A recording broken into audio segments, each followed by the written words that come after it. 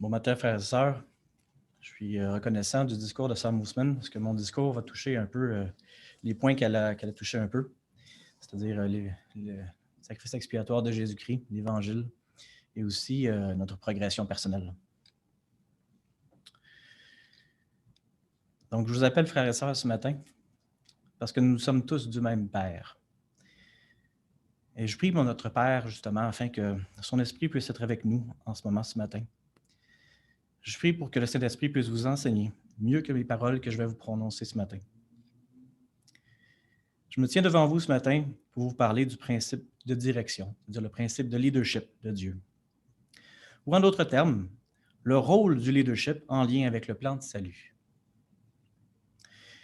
Si les Écritures telles que la Bible, le livre de Mormon ou d'autres livres inspirés et inspirants contiennent la parole de Dieu, ces Écritures contiennent également le récit d'hommes et de femmes imparfaits, les révélations qu'ils ont reçues et les témoignages qu'ils ont rendus. Par ce fait, notre Père céleste nous démontre qu'il nous laisse faire des choix et que ces choix-là font partie de notre apprentissage. Dans la Genèse, immédiatement après le récit de la création, nous lisons sur Adam et Ève, laissés par eux-mêmes dans le jardin d'Éden. Ils avaient un choix à faire. Et le Père s'est retiré de leur présence afin qu'ils puissent développer leur propre initiative, sans l'influence extérieure. Par contre, on sait que dans le jardin d'Éden, il y avait aussi Satan qui se trouvait là. Alors, Satan n'a pas rajouté ou minimisé le choix qu'Adam et Ève devaient faire.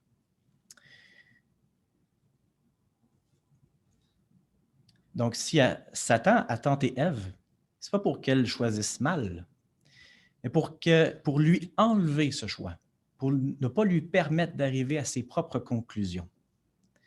Satan s'est placé au-dessus d'elle et lui a privé de venir à ses propres conclusions. En conséquence de ce que Satan a fait dans le Jardin d'Éden, le choix d'Ève a été influencé par Satan et non par elle-même. Donc, cette conséquence-là aussi a engendré le fait que Adam a été privé de son propre choix, puisqu'il voulait garder tous les commandements de Dieu, dont un qu'on trouve dans Genèse 2, chapitre 24.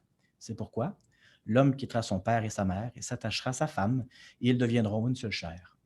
Si Ève prenait du fruit et qu'elle était chassée de la présence de Dieu, alors Adam allait se retrouver seul. Il voulait garder ce commandement-là, alors il l'a suivi. Je ne suis pas en train de dire que Ève a mal choisi. Je suis en train de dire que Ève n'a pas choisi.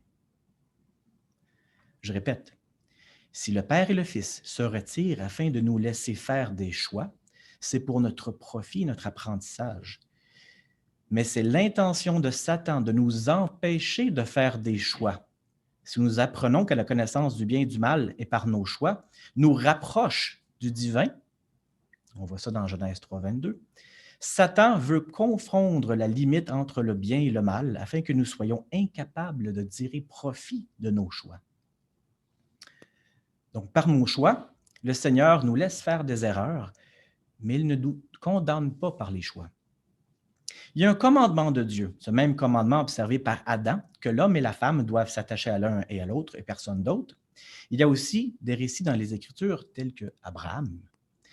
Qui pourrait condamner Abraham, qui est le père des deux plus grandes religions qui existent au monde, c'est-à-dire le christianisme et l'islam? Est-ce qu'Abraham déplaît à Dieu? Et pourtant, lorsque Dieu fit alliance avec lui de multiplier sa postérité comme les étoiles du firmament, Abraham a réalisé quelque chose d'assez obvious, assez évident. Sa femme ne lui avait pas donné d'enfant. Alors Dieu le laissa par lui-même de méditer ces choses-là et Sarah, sa femme, voulait bien faire. Alors elle lui a dit, prends ma servante. Elle va te donner un enfant. Moi, je ne peux pas, mais elle va te donner un enfant. Alors Abraham prit Agar comme concubine. Il y aurait long à dire sur la relation entre Sarah et Agar.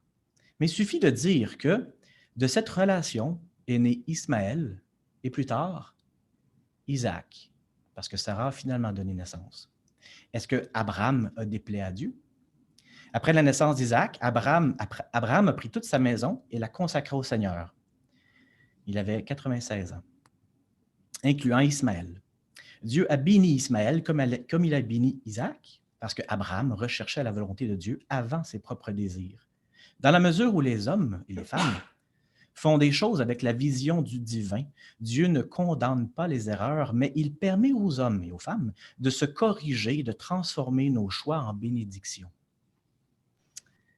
Plus tard, nous apprenons sur le roi Saül. Immédiatement après avoir été fait roi, Saül décida de ne pas suivre les commandements de Dieu et a plutôt été attiré par les choses du monde, les honneurs, la gloire et les richesses. Il a épargné un peuple en échange de richesses. Lorsque Dieu a choisi David et que David a tué Goliath, Saül a fait le choix d'être jaloux. Et évidemment, il a cherché à enlever la vie à David. Saül, qui avait chassé précédemment les sorciers et les divinateurs de son pays, se tournait maintenant vers ceux-ci parce qu'il se rendait compte qu'il n'y avait plus de révélation de Dieu. Donc, après que Saül a été remplacé comme roi, et David, le roi David n'a pas tellement été mieux. Il a laissé la convoitise prendre place dans son cœur et il a pris la femme d'Uri et a fait un enfant avec. Et Uri, il l'a envoyé comme messager pour se faire tuer. Est-ce que Dieu a condamné David? Non, malgré cela, David a été roi encore. Et non seulement ça, son fils Salomon, de cette alliance-là, est devenu roi lui-même. Et encore plus, le Seigneur a promis à David que le Seigneur allait naître de sa propre lignée. Alors voici la question. Qui entre Saül et David a commis la plus grande faute? Est-ce que Dieu a regardé subjectivement les actions de David comme moins sévères parce qu'il aimait plus que Saül?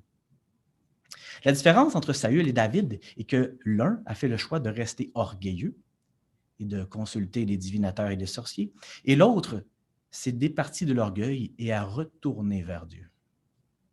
Le Seigneur ne condamne pas nos erreurs, mais il condamne notre attitude lorsque nous refusons de nous tourner vers lui. Si le péché et le pardon sont deux choses opposées, alors le péché n'est pas nos erreurs, mais le fait de rester dans nos erreurs, tout comme le pardon, est que nous nous tournions vers Dieu pour corriger nos erreurs. Alors on apprend dans les Écritures que nous sommes aussi des dieux. Lorsque les Juifs ont accusé Jésus de dire qu'il était le Fils de Dieu, mais que celui-ci a fait remarquer qu'il croyait que les Juifs, Jésus-Christ a fait remarquer aux Juifs qu'ils croyaient en quelque chose de similaire. On lit dans Jean 10, 34. Les Juifs lui répondirent, « Ce n'est point pour une bonne œuvre que nous te lapidions, mais pour un blasphème, parce que toi, tu dis que tu es un homme, et que tu dis que tu es le Fils de Dieu, tu te fais Dieu. » Et Jésus leur répondit, « N'est-il pas écrit dans votre loi, je dis, vous êtes des dieux? Et si la loi a appelé Dieu ceux à qui la parole de Dieu a été adressée, et si l'Écriture ne peut être anéantie, celui que le Père a sanctifié et envoyé dans le monde, vous le dites, tu blasphèmes. Et cela parce que j'ai dit, je suis le Fils de Dieu. En d'autres termes, les Juifs croyaient et acceptaient la loi disant qu'ils étaient des dieux, et pourtant, ils voyaient que Jésus disait qu'il était le Fils de Dieu et condamnait cela. Frères et sœurs, portez attention à ceci. Si Jésus-Christ est Dieu, que notre Père céleste est Dieu, que le Saint-Esprit est Dieu, et que nous sommes aussi des dieux, et l'Écriture ne peut être anéantie, Dieu n'est pas une personne, mais un titre. Et qu'est-ce que signifie si Jésus-Christ est le Maître, notre Dieu, alors être Dieu signifie être un dirigeant. Je vais y venir plus tard. Il n'y a qu'un seul Père, le seul vrai Dieu, le seul vrai dirigeant. Il n'y a qu'un seul Seigneur, notre Dieu, notre dirigeant. Et nous sommes appelés aussi à être des dieux, c'est-à-dire à être des dirigeants.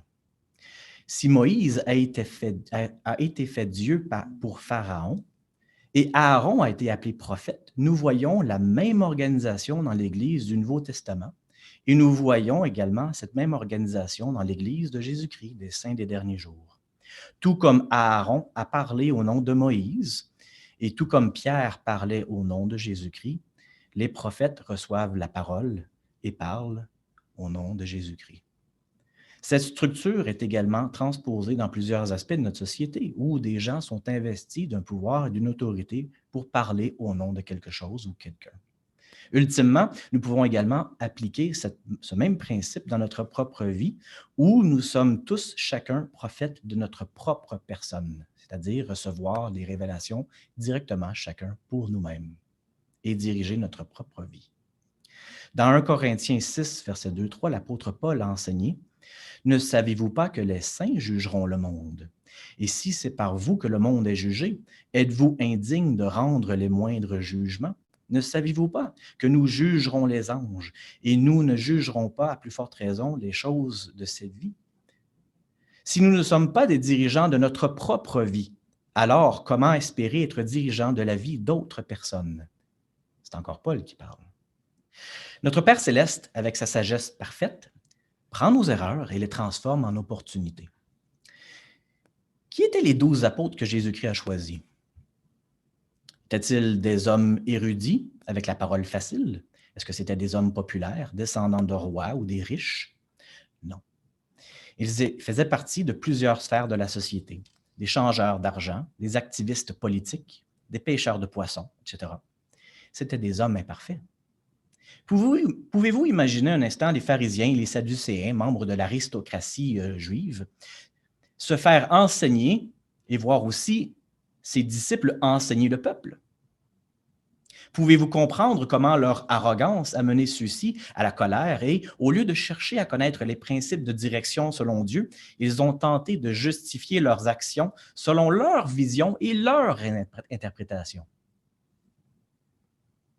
Vous vous rappelez du roi Saül?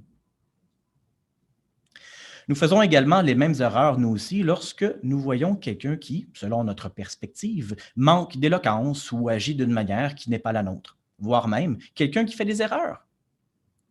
Comment quelqu'un avec des études en théologie peut-il accepter d'être enseigné par 2 jeunes hommes ou 2 jeunes femmes dans la vingtaine?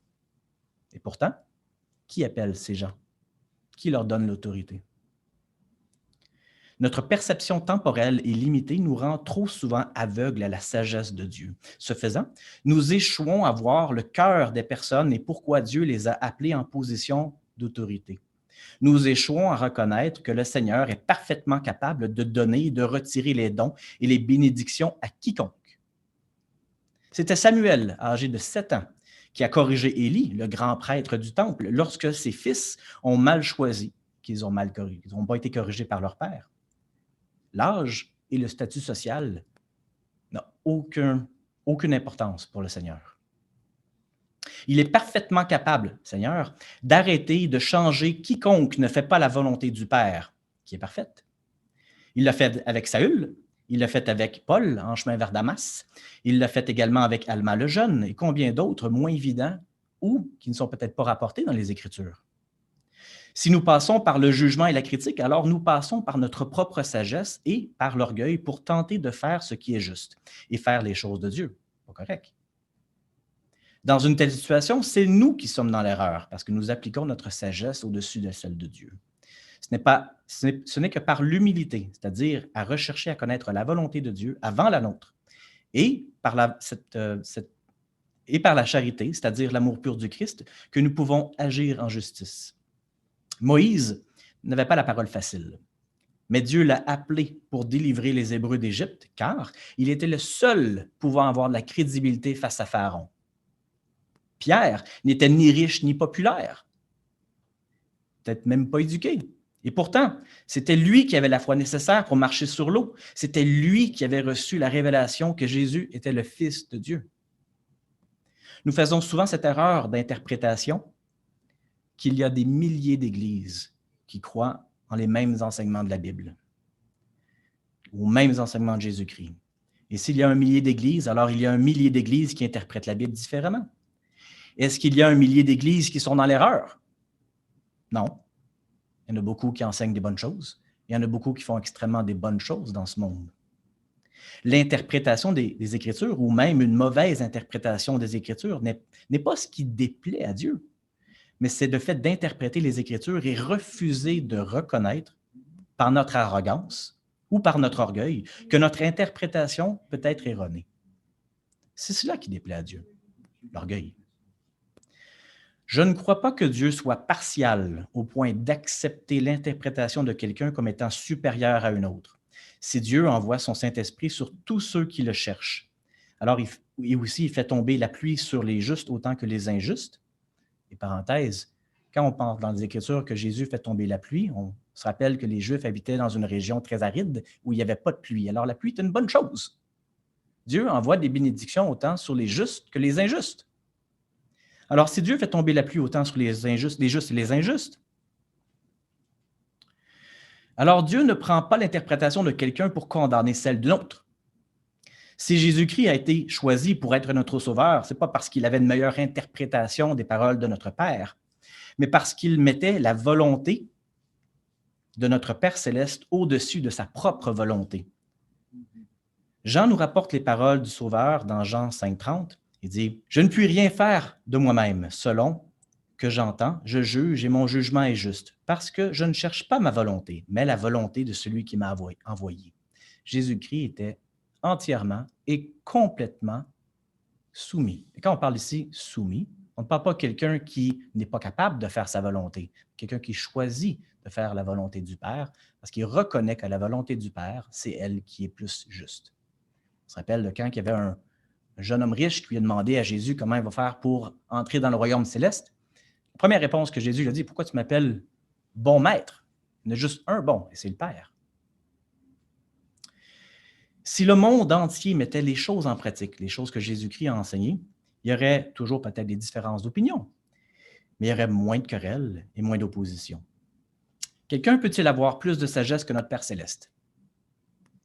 Ce qui déplaît à notre Père céleste, ce ne sont pas nos erreurs, comme je l'ai mentionné, mais c'est notre persistance dans l'erreur. Ce qui déplaît à notre Père céleste est que de prendre notre propre sagesse, de la considérer meilleure que la sienne. C'est ce qui offense le Saint-Esprit et c'est ce que nous connaissons aussi comme étant de l'orgueil. Alors, comment mettre tout cela en pratique? Comment faire la volonté du Père avant la nôtre? Le message de l'Évangile ne nous demande pas de mettre de côté notre individualité, bien au contraire. On a tous une personnalité différente. Je suis différent de chacun de vous et je crois que cela plaît à Dieu. Je ne me rappelle plus qui l'avait mentionné, mais il dit, regardez, considérez comment la création a été faite. Est-ce que dans les champs, tous les brins d'herbe sont pareils? Non. Les hommes veulent rendre le gazon exactement parfait, pareil. Mais Dieu, lui, sème une fleur par-ci, une plante par-là, à son gré, selon la diversité qui lui plaît. Si le salut passe par Jésus-Christ et est individuel à chacun de nous, la sanctification en Christ passe par nos efforts communs. Personne n'est justifié de refuser son aide à son prochain. Dans la parole du bon Samaritain, même l'ennemi du Juif était son prochain. Alors, permettez-moi de vous soumettre cet ordre de priorité pour mettre en pratique les principes directeurs selon Dieu. Premièrement, mettons notre vie en ordre. On ne peut pas sauver quelqu'un de la noyade si nous sommes physiquement incapables de sortir la personne de l'eau nous-mêmes. Il faut demander de l'aide. Alors, sans le Saint-Esprit dans notre vie, nous sommes livrés à nous-mêmes et il devient plus difficile pour nous de recevoir la sagesse de Dieu pour aider les autres. Premièrement, mettre sa vie en ordre. Deuxièmement, aider son prochain. Le dernier message que le Seigneur a laissé aux disciples alors qu'ils étaient en train de partager le dernier repas était le suivant, dans Jean 13, 12, 15. Après qu'il leur ait lavé les pieds et qu'il eut pris ses vêtements, il se remit à table et leur dit « Comprenez-vous ce que je vous ai fait? Vous m'avez appelé Maître et Seigneur, et vous dites bien, car je le suis. Et si donc je vous ai lavé les pieds, moi le Seigneur et le Maître, vous devez aussi vous laver les pieds les uns les autres. Car je vous ai donné un exemple, afin que vous fassiez comme je vous ai fait. » Ce message, Jésus l'a répété directement à l'apôtre Pierre lorsqu'il a dit « Quand tu seras converti, affirme tes frères. » Donc, mettre sa vie en ordre, affermir ses frères. Troisièmement, apprendre de nos erreurs. Il est trop facile de voir nos erreurs et de nous décourager. Lorsqu'un enfant apprend à marcher, un bon parent ne le condamne pas pour trébucher. Lorsqu'un enfant apprend à manger, un bon parent ne le condamne pas pour mettre de la nourriture partout. lorsqu'un enfant apprend à vivre sans couche. Un bon parent ne le condamne pas lorsque l'enfant oublie et s'échappe dans ses propres culottes. Notre Père céleste et notre Sauveur Jésus-Christ sont harmonieusement d'accord et ne nous condamnent pas pour nos erreurs. Mais si nous mettons notre vie en ordre, alors si nous ne mettons pas notre vie en ordre, alors nous nous privons d'un apprentissage et de bénédictions provenant du Père. La vie est un cycle constant de perfectionnement et l'Évangile de Jésus-Christ nous ouvre la voie vers la réconciliation avec notre Père céleste, malgré nos erreurs. Je sais que mes parents voyaient en moi un potentiel lorsque j'étais enfant. Et je sais ça parce que maintenant, je vois un potentiel dans mes propres enfants. Et je sais également que mon Père céleste voit un plus grand potentiel que même moi, je peux l'imaginer. Peut-être, pas peut-être, le Père céleste voit également un potentiel en vous que peut-être vous ne pouvez pas imaginer. Frères et sœurs, je vous témoigne des bénédictions que nous recevons lorsque nous mettons notre vie en ordre, lorsque nous aidons notre prochain et lorsque nous apprenons de nos erreurs en ayant toujours un œil fixé vers l'avenir. Et c'est ça l'évangile de Jésus-Christ, la possibilité, malgré nos erreurs, de retourner à la présence du Père. Et je vous témoigne de ces choses. Au nom de Jésus-Christ. Amen.